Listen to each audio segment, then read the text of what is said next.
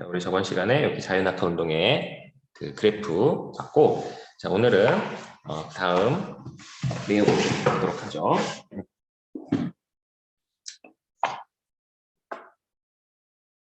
자, 여기서부터 시작할까요? 자, 그래서 오늘 배울 내용은 그 저번 시간에 이어서 자유낙하 운동의 그 두 번째 시간입니다. 자유낙하 운동의 특징을 어제 간단하게 살펴봤고, 요 속력과 시간의 그래프를 좀 봤죠. 자유낙하 운동은 물체를 이제 공중에 놓고 이제 떨어뜨리는 운동입니다. 그래서 처음에는 당연히 정지하고 있으니까 속력이 제로이고, 이 물체가 땅으로 떨어지면 시간이 지날수록 속력이 점점 빨라지는 그런 모습을 볼 수 있어요. 그래서 속력이 증가하는 그래프가 나타납니다. 자, 그러면 우리는 이제 왜 이 물체가 떨어지냐라고 한다면 당연히 우리는 중력이라고 하는 한 단어로 설명할 수가 있겠죠. 그래서 중력은 이제 알고 있으니까요.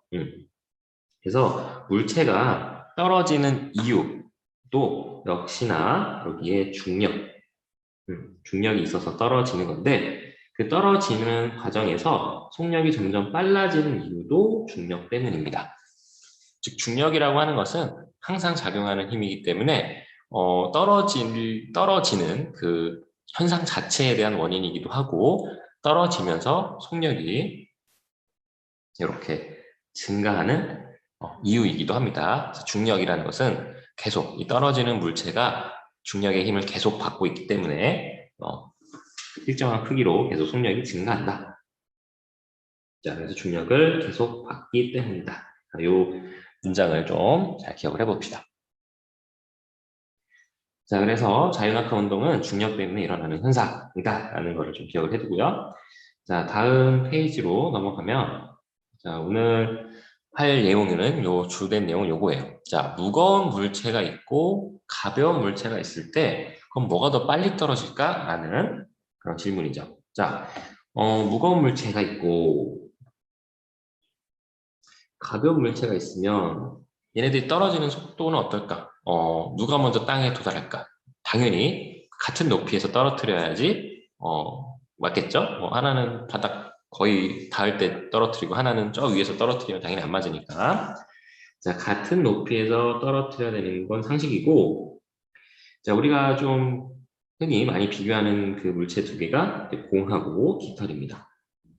자, 공하고 깃털을 떨어뜨리면 여러분들은 당연히 이제 경험적으로 공이 쿵 하고 먼저 떨어지고 깃털은 이렇게 펄럭펄럭 하면서 땅에 좀 천천히 떨어지는 것을 알 수가 있죠. 그러면 우린 그걸 볼 때 어렸을 때부터 무거운 건 먼저 떨어지고 가벼운 건 좀 천천히 떨어지나 보다 이렇게 생각을 하게 돼요. 근데 사실은 그 이유는 공기 저항 때문에 그래요. 여기 중요한 단어가 나오죠? 공기 중에서. 자, 이 공기 중에서라는 말은 지금 일상생활에서, 일상생활 할 때 당연히 공기가 있으니까, 이 공기 중에서라는 말은 공기 저항이 존재할 때,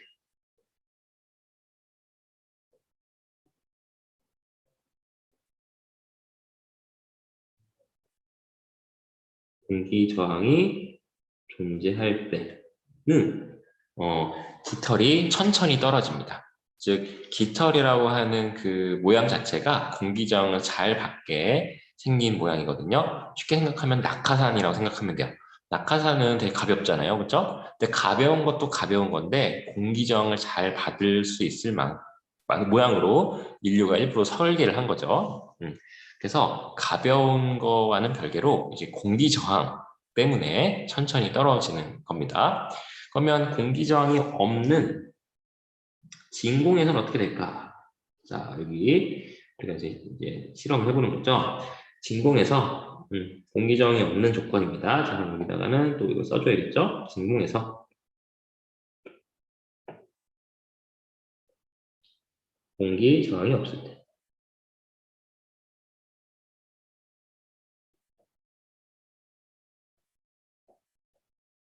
자, 공기중과 진공의 차이는 요 두 가지죠. 공기 저항이 있냐, 공기 저항이 없냐. 자, 그러면 우리는 공기 중이라고 하는 건 일상생활이니까 우리는 흔하게 볼 수가 있어요. 지금 당장 여러분들 뭐 무거운 책 하나랑 또 A4 용지 가벼운 거 한 장 떨어뜨리면 당연히 책은 쿵 하고 떨어지지만 A4 용지는 펄럭펄럭 하면서 좀 천천히 떨어지겠죠? 근데 이걸 진공에서 실험하면 어떻게 될까? 뭐 이런 얘기를 지금 하고 있는 거야. 공기정이 없을 때는 어떻게 될까? 그래서 자, 이렇게 질량이 다른 물체가 자유낙할 때의 속력 변화를 비교하는 이런 실험이 있는데 여기 보면은 이렇게 진공관이래요. 진공관이 이렇게 있고 그다음에 여기에 이제 여러 가지 물체를 두면서 이거를 이제 좀 그런데 이걸 확 뒤집는 거죠. 순식간에 이걸 딱 뒤집어 180도 확 뒤집어 가지고 떨어지는 걸 보고 이제 촬영을 하겠다는 건데 역시나 교과서에서 나온 실험의 대부분은 현실적으로 구현하기 되게 힘듭니다.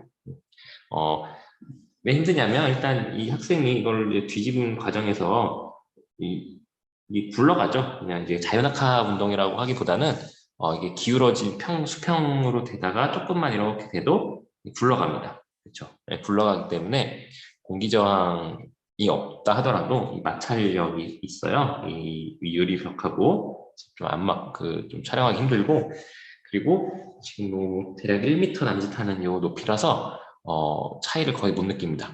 1m 남짓하는 정도의 그런 아주 짧은 거리를 낙하는 거잖아요. 그래서 차이를 거의 못 느끼고 마지막으로 핸드폰 같은 걸로 촬영하면 절대 안 시킵니다. 계속 강조하지만 흐릿하게 계속 잔상이 납니다. 그래서 이런 거 촬영할 때는 정말 고급 장비로 촬영을 해야 된다라는 거죠. 그래서 다행히 우리는 인터넷 영상을 이따가 한번 볼 거예요. 인터넷 영상을 한번 보고 유튜브 영상을 한번 보면서 실제 좀 되게 큰 규모로 촬영을 한 거를 좀 보도록 하고요. 그 전에 좀 고민을 좀 해봅시다. 생각을 좀 해보는 시간을 가지려고 해요. 자, 이 주제, 무거운 물체랑 가벼운 물체 중에 누가 더 빨리 떨어질까라고 했던 고민을 했던 사람들이 옛날부터 있었겠죠. 우리만 하는 게 아니라. 그래서 정말 옛날 시대에 여러분 한 번쯤 들러봤겠죠. 갈릴레오 갈릴레이. 갈릴레오 갈릴레이라는 그 과학자가 이거에 대해서 고민을 해봅니다. 그래서 그 당시는 당연히 이 진공 상태를 구현할 수가 없었기 때문에 실제로 실험은 못했고 이제 머릿속으로 상상을 하는 거예요.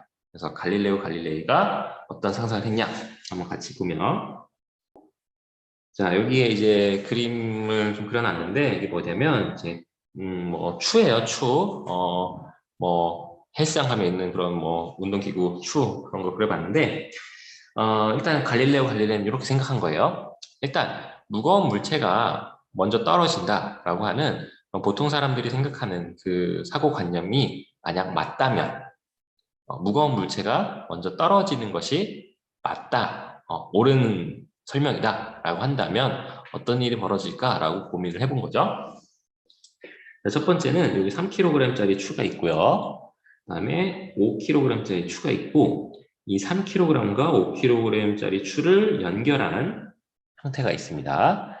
3kg짜리 추가 떨어지는 것과 5kg짜리 추가 떨어지는 걸 비교한다면 그리고 아까 전제 조건 무거운 물체가 먼저 떨어지는 게 맞다면 3kg가 떨어지는 거하고 5kg가 먼저 떨어지는 거하고 만약에 땅에다가 같은 높이에서 떨어뜨리면 당연히 이게 맞다면 5kg가 먼저 쿵 하고 떨어지겠죠?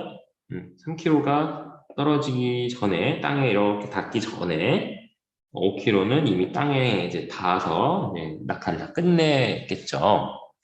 자, 그럼 이렇게 생각해 보는 거예요. 3kg짜리랑 5kg짜리를 두 개를 묶었다. 자, 이거는 지금 실제로 갈릴레오 갈릴레이가 실험한 건 아니고 그렇게 사고를 한번 해보는 거예요. 3kg과 5kg을 묶으면 얘는 어떻게 떨어질까? 라는 고민을 해본 거죠. 자, 그럼 이런 가정을 해볼 수가 있겠어요. 일단 3kg하고 5kg짜리하고 어쨌든 따로 떨어져 있는 물체니까 아까 5kg이 빨리 떨어지려고 했으니까 얘는 좀 빨리 떨어지려고 하고 3kg 아까 늦게 떨어졌으니까 3kg은 조금 천천히 떨어지려고 하다 보면 이 두 개를 연결한 이 쇠사슬이 팽팽해지면서, 그죠? 5kg는 먼저 떨어지려고 하고 3kg는 늦게 떨어지려고 하니까 5kg가 막 먼저 떨어지는 거예요. 그러면 3kg와 5kg를 묶은 이 쇠사슬이 팽팽해지겠죠? 그러면서 3kg은 좀 천천히 떨어지려고 하면서 이제 5kg를 좀 막는 거죠. 그죠? 3kg가 좀 천천히 떨어지게끔 5kg한테 약간 이제 붙잡는 거죠. 뭐 마치 빨리 걷는 사람이 있고 천천히 걷는 사람이 있는데 그 두 사람을 묶어서 달리기를 시키면 빨리 막 달리는 사람은 빨리 달리고 싶지만 이 뒤에 천천히 달리는 사람 때문에 앞으로 좀 빨리 못 가죠. 평상시보다. 그러면 떨어지는 데 걸리는 시간은 3kg와 5kg의 중간에 있겠구나. 만약에 떨어지는 데 걸리는 시간이 얘가 가장 길었고 5kg이 제일 짧았으면 얘가 제일 나중에 떨어질 거고 나중에 천천히 떨어질 거고 5kg는 빠르게 떨어질 거고 얘는 그 중간이겠거나 라고 생각할 수 있겠죠? 자, 이런 결론 한 가지가 나왔어요. 그러면 첫 번째 결론 3kg과 5kg 사이에 시간이 측정될 것이다.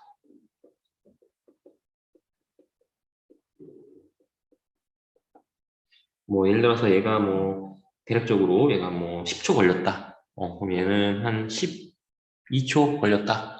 그럼 얘는 그 중간이 한 11초 걸리겠구나. 뭐 이런 얘기를 하고 있는 거예요.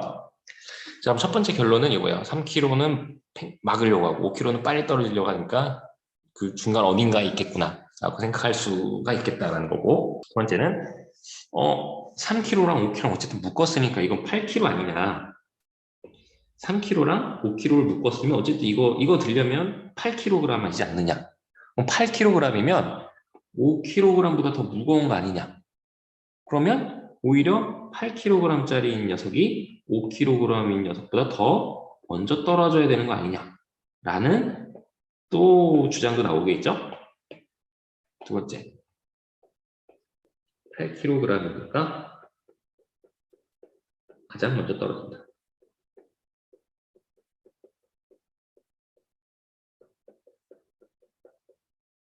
자, 이겁니다. 똑같은 상황인데 이렇게 생각하면 5kg보다 늦게 떨어질 것 같고 또 저렇게 생각하면 5kg보다 먼저 떨어질 것 같은 그런 희한한 결론이 나오죠. 무거운 물체가 먼저 떨어진다라고 하는 전제 조건을 깔면 이 3kg와 5kg를 묶은 이 물체는 도대체 언제 떨어져야 되는 거야? 5kg보다 먼저 떨어져야 되는 건가? 나중에 떨어져야 되는 건가? 라는 상반된 두 결론에 다다릅니다. 다시 말하면 이 두 결과가 서로 모순이죠. 모순이에요. 다시 말하면 이 두 결과가 모순이라는 얘기는 이 전제 자체가 잘못된 전제라는 거죠. 다시 말하면 무거운 물체는 먼저 떨어지지 않는다 라는 결론입니다. 그래서 갈릴레오 갈릴레이는 그 당시 진공을 가지고 실험을 한 것도 아니고 머릿속으로만 생각을 했는데 똑같이 떨어진다라고 하는 결론을 도달한 거죠. 상당히 인류 역사상 엄청난 천재가 맞겠죠. 그래서 무거운 물체가 먼저 떨어진다라는 전제 조건 자체가 잘못되었다. 다시 말하면 1번인 결론도 아니고 이렇게 생긴 녀석은 이 사이에 떨어지는 것도 아니고 먼저 떨어지는 것도 아닌 1번과 2번이 전부 다 틀린 이 세 개가 모두 같이 동시에 떨어진다라는 결론을 냈습니다.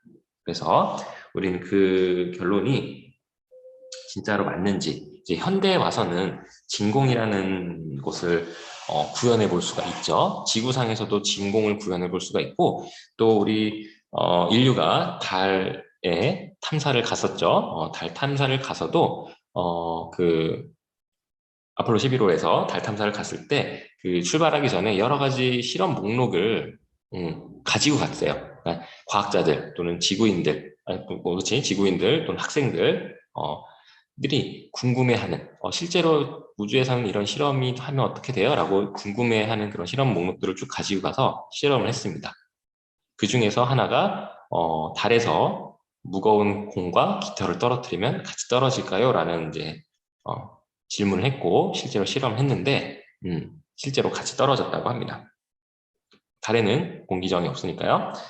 자, 근데 그 영상은 좀 화질이 너무 안 좋아요. 지금 엄청 옛날에 우리가 달 탐사를 간 거기 때문에 화질이 좀 안 좋고 대신에 조금 더 괜찮은 영상을 가지고 왔으니까 잠깐 보도록 하죠. 음,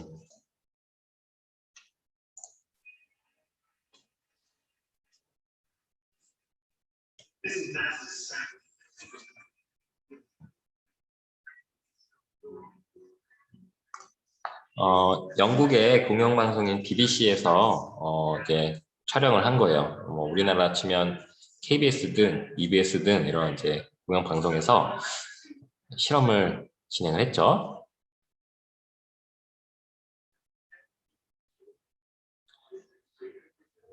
엄청 큰 건축물이고 역사에 남을 건축물이다 이렇게 설명하고 있고 이게 뭐냐면 공기저항을 없애기 위해서 진공을 만들어야 되잖아요. 그러니까 우리가 주변에 이제 숨 쉴 수 있는 게 당연히 공기가 있어서 그런 건데 그 공기를 없애는 그런 뭐랄까 커다란 공간을 만들어 놓은 거예요.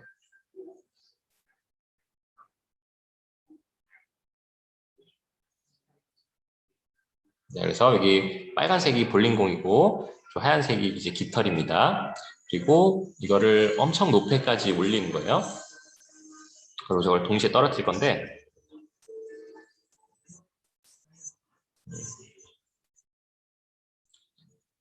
자 봅시다.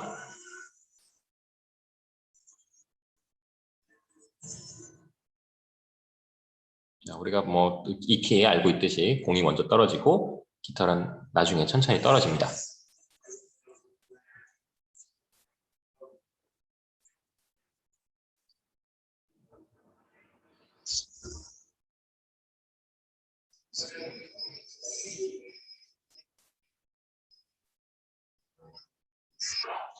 자, 이건 공기저항이 있었기 때문에 그런 거고 이제 공기저항을 없애기 위해서 공기를 다 빼내는 거예요. 펌프를 막 돌려서 이걸 딱 가두고 이 안에 가둬져 있는 공기를 진공청소기 생각하면 돼요. 계속 빨아들여서 진공을 만들 겁니다.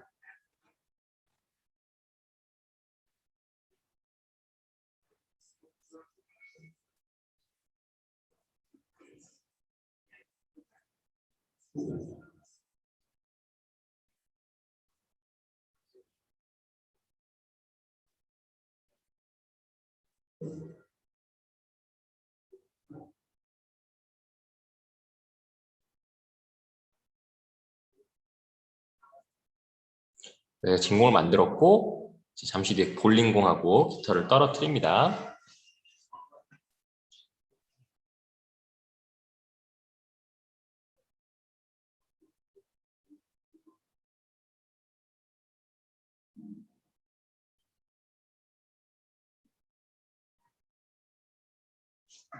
계속 같이 떨어지죠.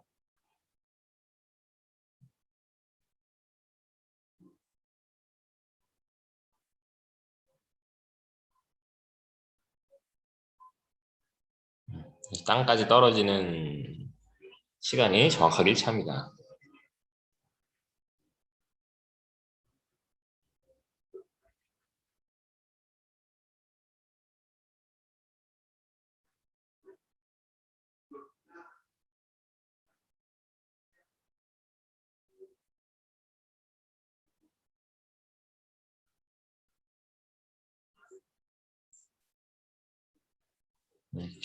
그래서 이제 요 갈릴레오 갈릴레이가 사고 실험을 했던 것을 이어서 이제 갈릴레오 갈릴레이 후대에 그 천재로 평가받고 있는 그 뉴턴은 이걸 이제 중력으로 설명을 하고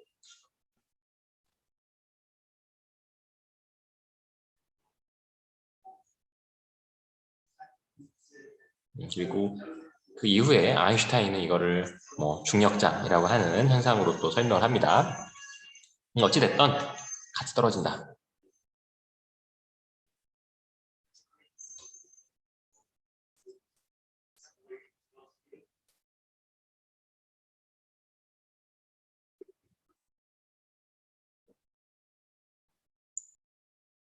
그래서 우리가 실험을 직접 해볼 수는 없으니까 이렇게 영상으로 대체를 해봤습니다. 네, 이렇게 해서 영상을 좀 보고 왔는데요. 우리가 직접 실험을 해보기가 엄청 어렵죠. 그리고 아까도 말했듯이 이렇게 간이 실험을 하는 거는 눈으로 확인하기가 되게 어렵습니다. 아까 보더라도 실험 되게 컸죠. 그 실험실이 엄청 컸어요. 엄청 높은 실험실이어야만 해요. 즉 자연학화하는 그 거리가 꽤 돼야 우리가 눈으로 확인해 볼 수 있을 만큼의 차이를 공기저항이 있을 때는 그렇게 확인해 볼 수 있고, 공기저항이 없을 때도 그렇게 좀 오랜 시간 동안 이제 낙하를 하는 걸 우리가 눈으로 확인을 해야 진짜 떨어지는구나 이렇게 확인할 수 있는데, 이건 너무 작죠. 그래서 실제로 이렇게 실험하는 거는 불가능하고, 한다 하더라도 확인할 수가 없고, 여기 동영상을 이제 보게 됐습니다. 또 아까 말한 것처럼 여러분들 이제 나중에 한번 찾아보세요. 이제 달 탐사에 가서 이렇게 공하고 깃털을 떨어뜨리는 그런 장면도 그런 영상도 있습니다. 그건 좀 화질이 좀 안 좋긴 한데, 그래도 보면 공하고 깃털이 동시에 떨어지는 걸 볼 수 있어요. 이렇게 공기저항이 없는 조건.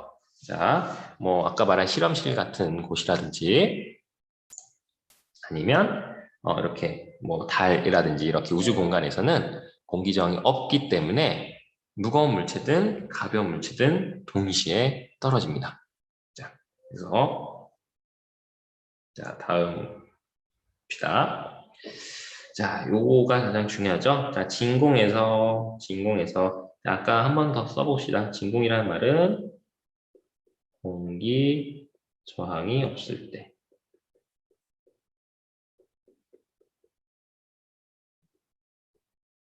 공기저항이 없을 때. 자, 공과 깃털은 이제 당연히 같은 높이에서 떨어뜨려야겠죠? 아까 실험에서도 봤듯이 매달려 있는 게 이제 시소처럼 수평하게 딱 맞추고 나서 떨어뜨렸죠? 같은 높이에서 동시에 자연낙하를 시키면 그 물체는 동시에 바닥에 도달한다. 자, 이게 우리가 오늘 배운 내용입니다. 동시에 떨어진다는 거죠. 무거운 게 먼저 떨어지고 가벼운 게 나중에 떨어진다라는 것은 우리의 착각이었던 거고, 사실은 가볍고 무겁고의 문제가 아니라 공기저항의 문제였다. 즉 무거운 거는 보통 공기저항을 덜 받게끔 모양이 되어 있는 거고요. 가벼운 것들은 공기저항이 잘 받게끔 되어 있는 구조인 거죠. 공교롭게도. 그래서 무거운 게 먼저, 가벼운 게 나중은 잘못된 생각이고, 항상 두 물체는 질량에 상관없이 똑같이 떨어집니다.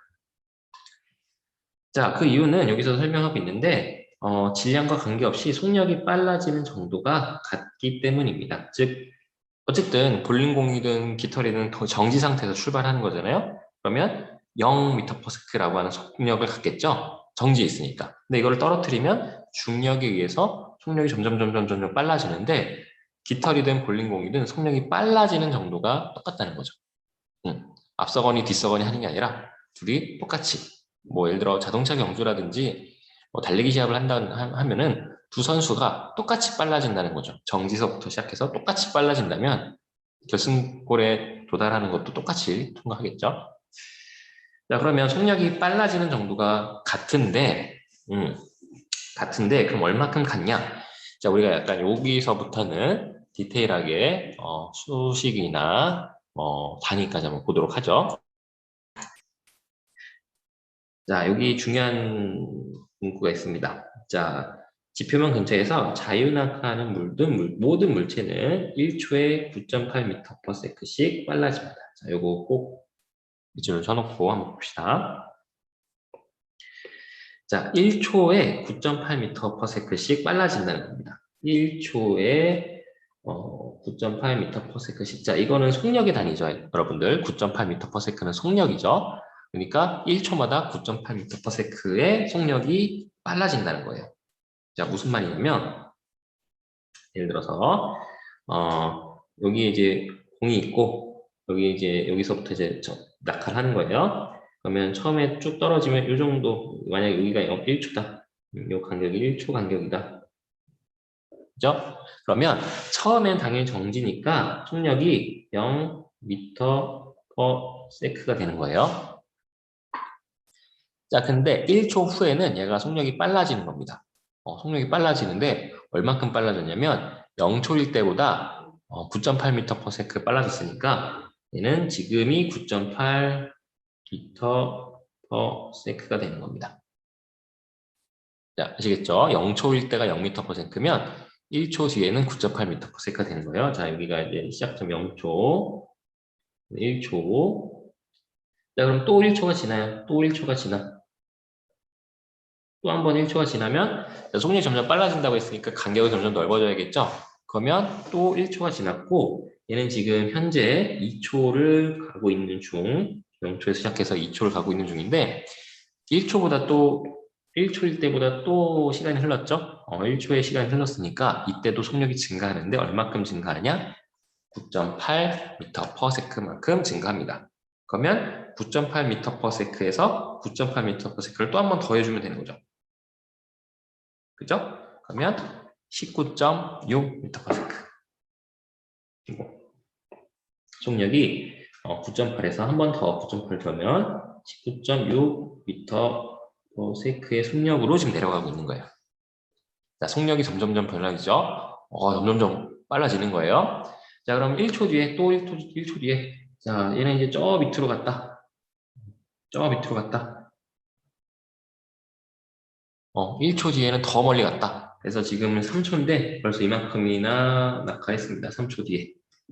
자, 그러면 이때도 역시나 2초일 때보다 9.8m/s가 증가했기 때문에 29.4m/s다. 이렇게 우리가 생각을 해주면 되겠습니다. 다시 말하면 이 얘기는 1초마다 9.8m/s씩 빨라진다는 얘기는 처음에는 정지였었지만 1초 뒤에는 9.8, 2초 뒤에는 19.6, 3초 뒤에는 29.4 이렇게 된다는 얘기죠. 자, 모든 물체가 그러는 거예요. 깃털도 아까 봤죠? 볼링공, 그다음 깃털 똑같이 떨어지죠? 그럼 볼링공도 1초 뒤에 속력은 9.8이고요. 2초 뒤에는 19.6인 거예요. 깃털도 마찬가지였죠? 똑같이 떨어지니까 깃털도 1초 뒤에 속력은 9.8, 2초 뒤에 속력은 19.6m/s예요. 그래서 어떤 물체든 간에 여기 나와 있는 것처럼 모든 물체, 질량과 상관없이 모든 물체, 질량과 상관없이